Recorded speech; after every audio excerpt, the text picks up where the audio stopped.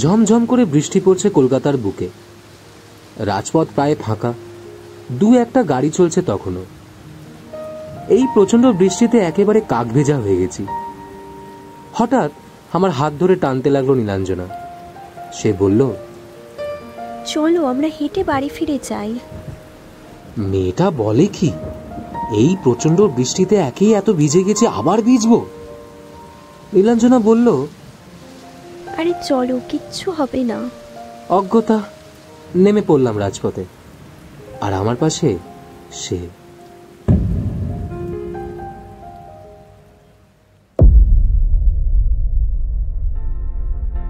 আর কয়েকদিন পরে এই বছরটা শেষ হবে। নতুন বছরের অপেক্ষায় আমরা সবাই। চাকরি ছেড়ে আমার এই গিটার বাজিয়ে রেস্তোরাঁগুলোর বাইরে গান গাওয়ার ইচ্ছেটা আরো যেন পাকাপোক্ত হয়ে যাচ্ছে। হঠাৎ করে আমি চাকরি ছাড়ার ডিসিশনটা নিলাম। কর্পোরেট লাইফ আমার একদম ভালো লাগে না। তার চেয়ে বরং আমি গিটার হাতে বেরিয়ে পড়ে এর চেয়ে বেশি রোজগার করতে পারবো। তবে আমি বুঝতে পারিনি যে প্রথম দিকে স্থান পাওয়া যায় কিভাবে।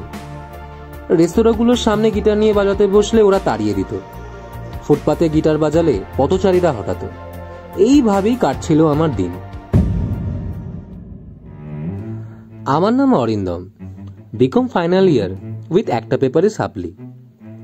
এই দেখুন, একদম হাসবেন না কিন্তু। মাত্র একটা পেপারে শুধু ওই 2 নম্বরের জন্য গ্র্যাজুয়েশনটা প্রপার হলো না, তা বলে কিন্তু ফেলুমাল বলা যাবে না। হ্যাঁ, আগে থেকেই জানিয়ে দিলাম। গান বাজনা আমার রক্তে মিশে আছে, বলতেই পারেন। আমার মা শ্রীমতী ইন্দিরা রায়চৌধুরী আমার চেনা সব থেকে বেস্ট সঙ্গীত শিল্পী। বলাই যায় তার হাত ধরেই আমার গানের ABCD শেখা। আমার বাবা অমরনাথ চৌধুরী এক প্রভাবশালী ব্যবসায়ী, আমার আর মায়ের থেকে একদম আলাদা। বলা যেতেই পারে আমি আমার বাবার কোনো গুণই পাইনি। আমার মাথার চুল থেকে পায়ের নখ অবধি পুরোটাই মায়ের সাদৃশ্য ভরা। পড়াশোনায় আমি ছোটবেলা থেকেই অমনোযোগী। গান বাজনা আর খেলাধুলায় মেতে থাকতাম সারাক্ষণ। বাবা চেয়েছিলেন বড় হয়ে আমি বাবার বিশাল সাম্রাজ্যের সিংহাসনে বসে তার সাম্রাজ্য আরও বিস্তার করি। কিন্তু বিশ্বাস করো, আমার এইসবে কোনোদিনও আগ্রহ ছিল না। আমি বরাবরই চাইতাম মায়ের মতোই শিল্পী হব। সাপ্লি ক্লিয়ার না করেই আমি পড়াশোনা ছেড়ে দিলাম। বাবা তাতে কোনো আপত্তি ছিল না। তিনি আমাকে তার অফিসে ইন্টার্নশিপের জন্য নিয়ে এলেন। বিশ্বাস করুন, সেই দিনের আগে পর্যন্ত আমি একটি বারের জন্য আমাদের অফিসে যাইনি। অফিস কালচার কেমন হয় আমি জানতামই না। তবে যদি জানতাম তাহলে এই নরক জায়গার চৌখাটও পেরাতাম না। ইন্টার্নশিপের নামে এরা তখন শোষণ করতে শুরু করলো। অফিসে বাবা হয়ে উঠল হিটলার বস। বাড়িতেও হিটলারগিরি, আবার অফিসেও তার আরো দুগুণ কঠিন রূপ। সারাদিনের ধকলের পর বাড়িতে এসে গিটার ধরার আর ক্ষমতা থাকতো না। ভুলে যেতে লাগলাম সমস্ত কলা কৌশল। আর থাকতে পারলাম না। বাবা হয়েও যদি এরকম ব্যবহার পাই তাহলে অন্য অফিসে হয়তো আমাকে ছিঁড়ে খেয়ে ফেলবে। চাকরি যেন দুঃস্বপ্ন হয়ে আমার প্রতি রাতের ঘুম ঘুচিয়ে দিত। শেষটায় নিজেকে কেমন একটা উন্মাদ মনে হতো। আর থাকতে পারলাম না। শেষকালে নিজের অফিসে রিজাইন লেটার দিয়ে নোটিশ পিরিয়ডকে উপেক্ষা করে ম্যানেজারকে 2 হাতের মধ্য আঙুল দেখিয়ে বেরিয়ে এলাম। বাবা তখন কাজের সূত্রে অন্য দেশে ছিলেন। খবর পেয়ে 2 দিনের মধ্যেই বাড়ি ফিরলেন।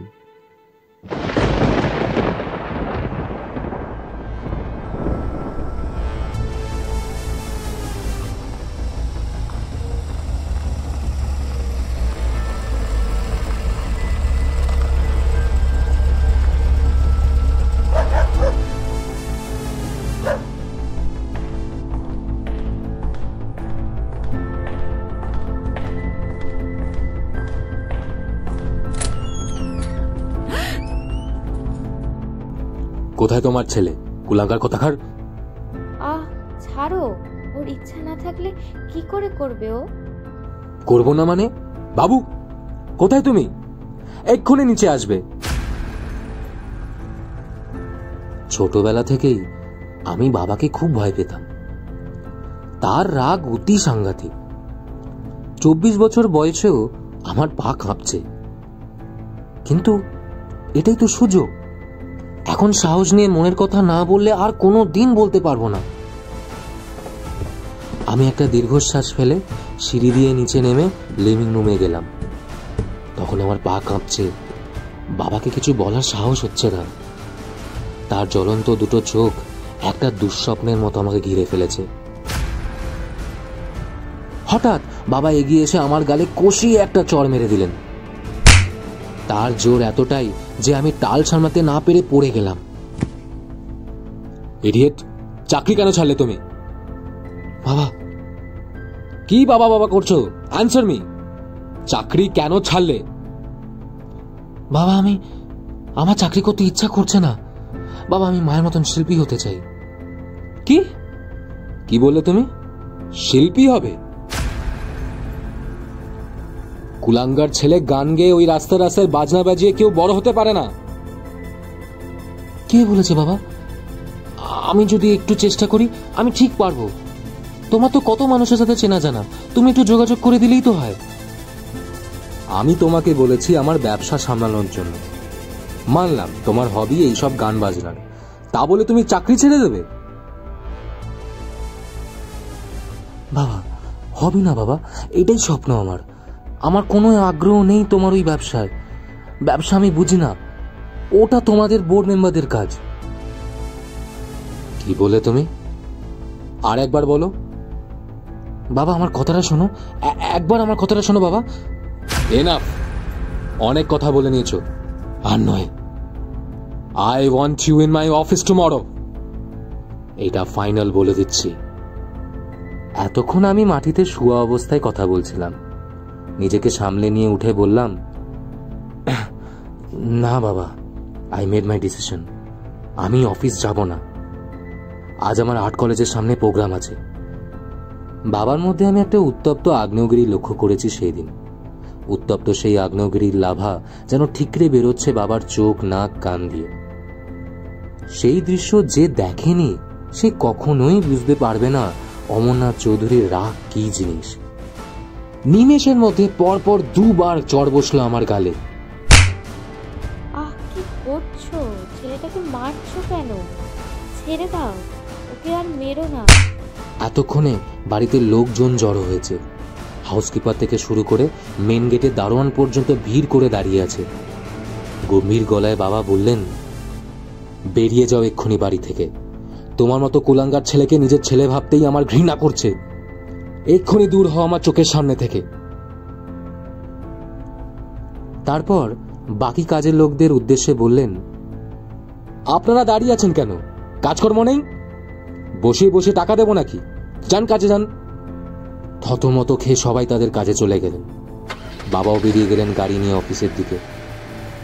লিভিং রুম ফাঁকা হলো। মাকে দেখলাম তিনি মাথায় হাত দিয়ে সোফায় বসে আছেন। আমার ঠোঁট কেটে রক্ত বের হচ্ছে দেখে আমাকে তার পাশে বসিয়ে তার শাড়ির আঁচল দিয়ে কাটা জায়গায় চেপে ধরলেন।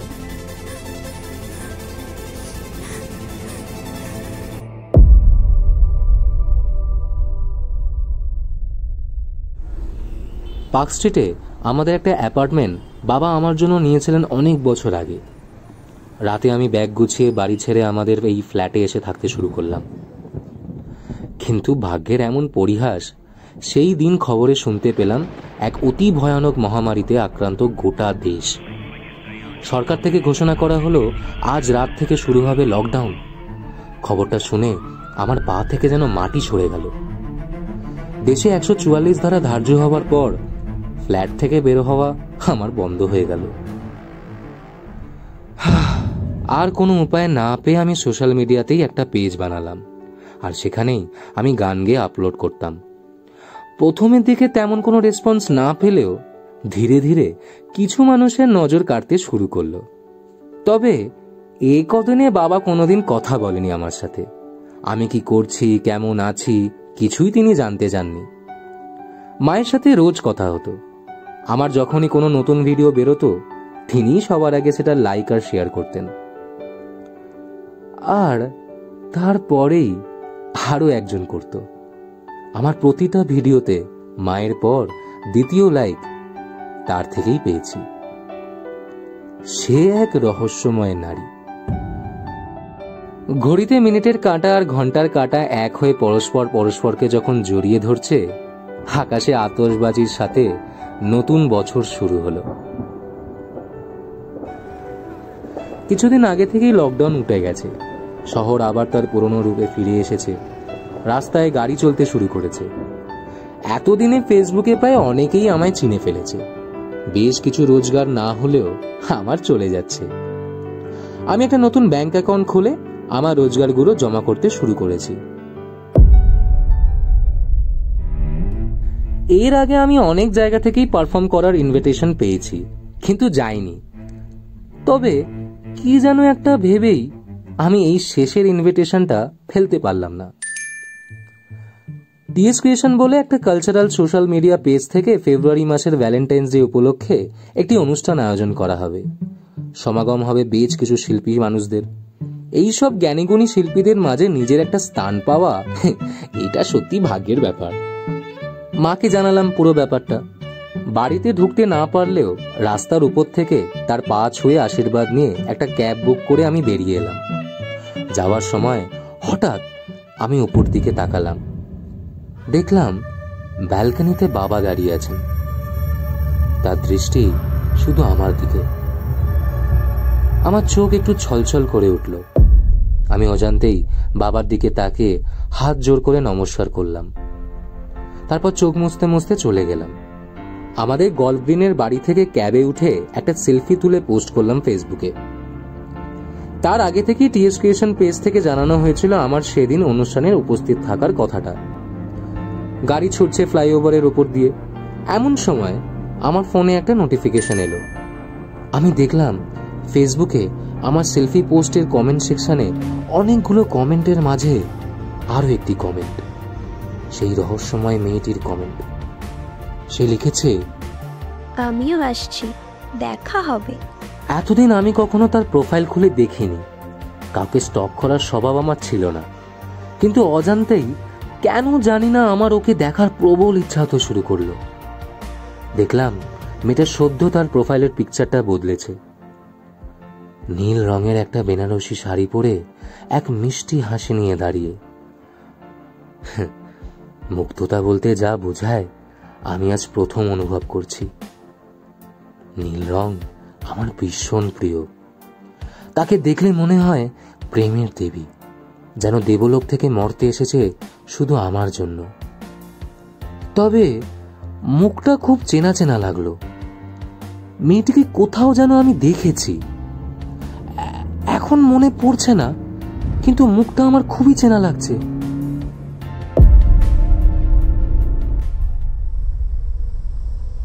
মোহিত মিত্র মঞ্চের সামনে যখন গাড়িটা এসে দাঁড়ালো তখন সন্ধ্যে 6:30। প্রোগ্রাম শুরু হয়ে গেছে প্রায় 15 মিনিট। তবে আমার অত তাড়া নেই, আমার পারফরমেন্স পড়েছে একেবারে শেষে। চারিদিক ঝলমল করছে নিয়নের আলোয়। গেটের মুখে বড় করে আমার পোস্টার লাগানো ছিল। সেখানে গিয়ে একটা সেলফি তুলতে গিয়েই হঠাৎ একটা খটকা লাগলো। এই জায়গাটা এর আগে যেন কোথায় দেখলাম, যেন কিছুক্ষণ আগেই কোথাও দেখেছি, এখন মনে পড়ছে না। আমি ভিতরে ঢুকতেই টিএস ক্রিয়েশনের হেড সুমনের সাথে দেখা হলো। সুমন আমায় গ্রিন রুমের দিকে ইশারা করে বলল, বাবুদা ওইদিকে চলে যাও, ওইদিকে সবাই আছে। এই বলে কোথায় যেন চলে গেল। সেখানে গিয়ে দেখি এক হুড়োহুড়ি কাণ্ড। তখন কারুর সাথে কথা বলার সময় নেই। এক এক করে সবাই তৈরি হচ্ছে। আমি এইসবের জন্য প্রস্তুত ছিলাম না। গ্রিন রুম থেকে উঁকি মেরে দেখি হলের উপরতলা থেকে শুরু করে নিচের ফ্লোর পর্যন্ত প্রায় ভরে গেছে। এত দর্শক একসাথে আমি কখনো দেখিনি। হাত ঠান্ডা হয়ে আসছে। এমন সময় পিছন থেকে এক মহিলা কণ্ঠস্বর শুনে ঘুরে তাকালাম। একটা লাল রঙের শাড়ি পরে একটি মেয়ে দাঁড়িয়ে আছে।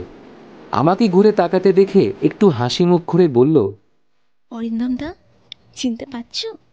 আমি প্রেরণা, তোমার সাথেই ফোনে কথা হয়েছিল আমার। মনে পড়ল এই মেয়েটাই আমাকে কল করে আজকে অনুষ্ঠানে আসার জন্য বলেছিল। প্রেরণা হলো টিএস ক্রিয়েশন গ্রুপের কো অ্যাডমিন। দাদা চলো তোমাকে সবার সাথে পরিচয় করিয়ে দিই। এই বলে সে আমাকে নিয়ে গেল গ্রিন রুমের পাশে আরেকটি রুমে। সেখানে গ্রুপের বাকি সদস্যরা রয়েছে। এক এক করে সকলের সাথে পরিচয় করছি, এমন সময় প্রেরণা বলল, নীলুকে তো কোথাও দেখছি না। পিছন থেকে তখন শুভদীপ বলে একজন বলল, কে নীলু? সে তো স্টেজের কাছে আছে, পরে দেখা করে নেবে বলল। আমি প্রেরণাকে জিজ্ঞেস করলাম, নীলুকে? প্রেরণা একটু হেসে বলল, আরে নীলুই তো আজকের ইম্পর্টেন্ট মেম্বার। আজ আবার ওর জন্মদিন। আমাদের মধ্যে ওই তোমার সব থেকে বড় ভক্ত। বাবা, মেয়েটি কত ভাগ্যবান। না, আমার ভক্ত বলে বলছি না, আজকে বিশেষ দিনে তার জন্ম হয়েছে বলে বলছি। প্রেরণা যখন বলল নীলু আমার সব থেকে বড় ভক্ত, তখন আমার গাল দুটো যেন গোলাপের পাপড়ির মতন ফুলে উঠল, যেন আমার দুই গালে দুটি করে রসগোল্লা ঢুকিয়ে রেখেছি। তবে আমার এই ডায়লগটা যেন কোথায় শোনা শোনা লাগলো, কি জানি, মনে পড়ল না। তখন থেকেই ওই খটকাটা লাগছিল, এই জায়গাটা যেন কোথাও আগে দেখেছি, কিন্তু আমি না কিছুতেই মনে করতে পারছি না। সময় এগোতে লাগলো। আমি গ্রিন রুমের দরজা লক করে চুপ করে বসে আছি। পা কাঁপছে, হাত কাঁপছে। যেই গানগুলো করব বলে ভেবেছিলাম সব যেন গুলিয়ে যাচ্ছে। এত লোকের মাঝে আমি কখনো গান গাইনি। মনে মনে মাকে ডাকতে শুরু করলাম। এত বড় একটা ইভেন্টে আজ তাদের কাছে পাবো না ভেবে একটু কষ্ট হচ্ছে। হঠাৎ গ্রিন রুমের স্পিকার থেকে ভেসে এলো একটি বার্তা। আজ আমাদের অনুষ্ঠানে উপস্থিত হয়েছেন বিশিষ্ট শিল্পী শ্রীমতী ইন্দিরা রায়চৌধুরী মহাশয়া। তাকে উত্তরীয় পরিয়ে সম্বর্ধনা দিতে আসছেন সুমন দে। আমি সুমন দেকে মঞ্চে আসার জন্য অনুরোধ করব। একটি জোরে করতালি হয়ে যাক আমাদের আজকের বিশিষ্ট শিল্পী শ্রীমতী ইন্দিরা রায়চৌধুরী মহাশয়ার জন্য। অসংখ্য ধন্যবাদ জানাতে চাই ইন্দিরা দেবী মহাশয়াকে আজকের বিশেষ দিনে আমাদের বিশেষ অতিথি হিসাবে উপস্থিত হওয়ার জন্য। মা এসেছে এখানে। আমি গ্রিন রুম থেকে উঠে বেরাতে যাব, এমন সময় স্পিকার থেকে আরো একটি ঘোষণা এলো। এবার মঞ্চে ডেকে নেব আমাদের আজকের অন্তিম বিশেষ শিল্পী শ্রী অরিন্দম চৌধুরী মহাশয়কে। অরিন্দম চৌধুরী মহাশয়কে আমি মঞ্চে আসার জন্য অনুরোধ করছি। একটি জোরে করতালি হয়ে যাক অরিন্দম চৌধুরী মহাশয়ের জন্য। ড্রেসিং টেবিলের সামনে এক বোতল জল রাখা ছিল। উত্তেজনার বশে এক নিঃশ্বাসে পুরো বোতলটা সাবার করে ফেললাম। গ্রিন রুম থেকে বেরিয়ে যখন ব্যাক স্টেজে এসে দাঁড়িয়েছি, তখন বুকটা কেঁপে উঠছে। আজ এত সংখ্যক মানুষ আমার গান শুনবে বলে এসেছেন, সেটা ভেবে যেমন মনটা নেচে উঠছে, আবার উত্তেজনার বশে উল্টোপাল্টা না করে দিই সেটাও ভাবাচ্ছে। তার উপর মা এখন এখানে এসেছেন, এটা একটা বোনাস পয়েন্ট উত্তেজনার। হাতে আর মাত্র 3 সেকেন্ড। হঠাৎ কেন জানি না সেই মেয়েটার কথা মনে পড়ে গেল। রাস্তার বাইরে আমার ওই পোস্টারটা দেখে কেন আমার মনে হয়েছিল যে জায়গাটা খুব চেনা চেনা লাগছে, সেটাও বুঝতে বাকি রইল না। মেয়েটির ওই ছবিতে আমার পোস্টারটা ধরা পড়েছিল। আর প্রেরণার ওই নীলুকে বোঝার ব্যাপারটা, ওই নীলু মেয়েটা কে?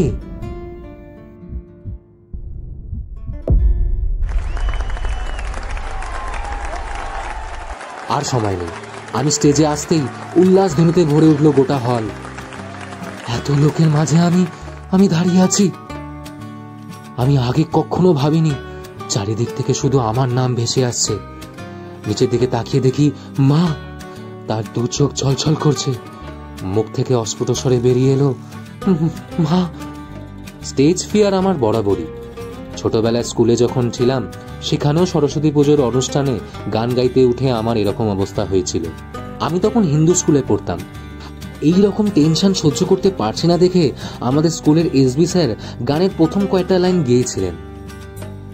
আমি সেই অনুভূতিটা এখনো অনুভব করছি। গানগুলো সব যেন জড়িয়ে যাচ্ছে। অনুষ্ঠান কর্তৃপক্ষকে আগেই জানিয়ে রেখেছিলাম কোন গানটা দিয়ে শুরু হবে প্রোগ্রাম, কিন্তু সেই গানের লাইনগুলোও ভুলে যাচ্ছি। এই রে, এখন কি হবে?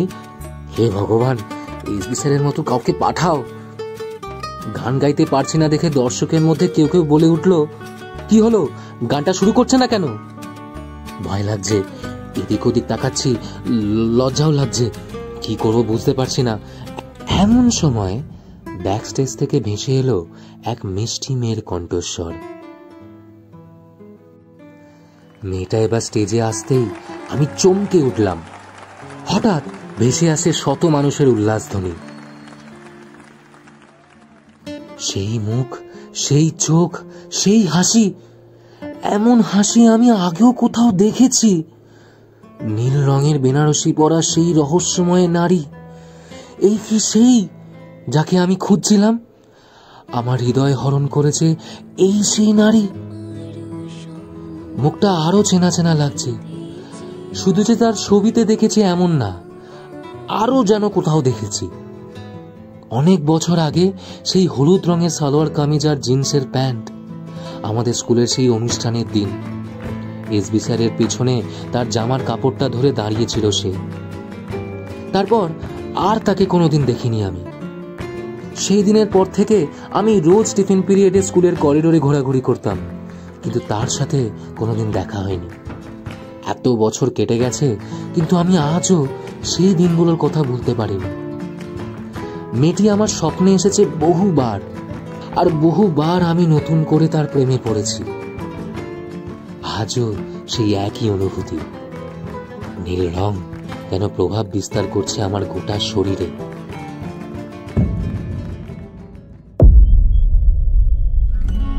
গান গাওয়া ভুলে আমি শুধু ফ্যাল করে তাকিয়ে আছি তার দিকে। আমার চারিদিকে সময় যেন আটকে গেছে, চলমান শুধু আমরা দুটি প্রাণী। মেয়েটা আজ যে ছবিটা পোস্ট করেছিল ফেসবুকে, সেই ছবিতে আমার পোস্টারটার সামনে দাঁড়িয়েই ছবিটা তুলেছিল সে। মেয়েটার নাম কি তাহলে যেটা ভাবছি সেটাই? এই কি সেই নীলাঞ্জনা?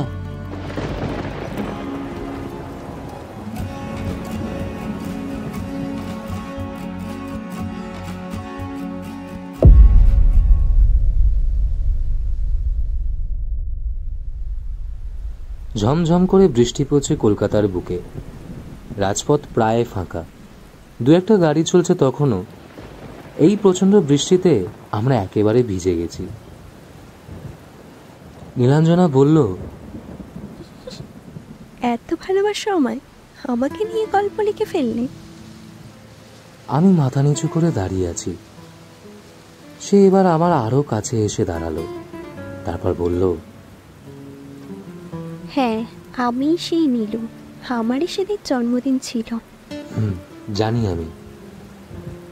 বৃষ্টি আরো তীব্র হলো, তার সাথে ঝোড়ো হাওয়া এসে গায়ে লেগে আমাদের শরীরে কাঁটা দিয়ে উঠল। আমি একটু হেসে বললাম, নীলু, ভালোবাসিস আমায়? নীলাঞ্জনা আমার দুই হাত শক্ত করে চেপে বলল, আমার চোখে কি দেখতে পাচ্ছ? তোমার প্রশ্নের উত্তর কি আমার চোখ দিচ্ছে না? আজ এত বছর পর তোমার থেকে এই গল্পটা আবার কেন শুনলাম জানো? আমি ভালোবাসাকে পুরনো করতে চাই, কিন্তু তুমি নতুন রাখতে চাও। আজ আমার জন্মদিনে ভাবলাম তোমার আইডিয়াটাই ট্রাই করি। আজ আমি আবার প্রেমে পড়লাম, আমার প্রেমটাকে নতুন করার জন্য। এই বলে আমার কপালে একটা চুমু খেলো। আমার সারা শরীরে কাঁপুনি দিয়ে উঠল। হাড় হিম করা বৃষ্টির রাতে উষ্ণ চুম্বনের প্রাপ্তি হলো। আমি নীলাঞ্জনাকে আরো কাছে টেনে নিলাম। তখন আমাদের দূরত্ব 1 ইঞ্চিও না। একজোড়া হৃদস্পন্দন দ্রুত গতিতে ওঠানামা করছে। বৃষ্টির জল গায়ে লেগে বাষ্প হয়ে উবে যাচ্ছে। হঠাৎ মেঘ ডেকে উঠল, আর তার সাথে সাথে নীলাঞ্জনা তার হাত দিয়ে আমার জামার কলার ধরে নিচের দিকে টেনে আমার ঠোঁটে চুমু খাওয়ার সাথে সাথে আকাশে চিল লাগিয়ে বিদ্যুৎ চমকে উঠল।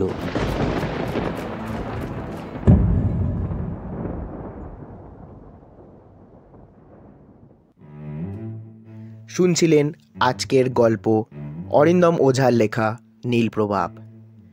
গল্পের সূত্রধার এবং শো হোস্টের ভূমিকায় আমি বিশাল, নীলাঞ্জনার চরিত্রে বর্ণালী, ইন্দিরা রায় চৌধুরীর চরিত্রে চন্দ্রিমা, টিএস ক্রিয়েশনের অ্যাডমিনের চরিত্রে প্রেরণা, টিএস ক্রিয়েশনের হেডের ভূমিকায় সুমন।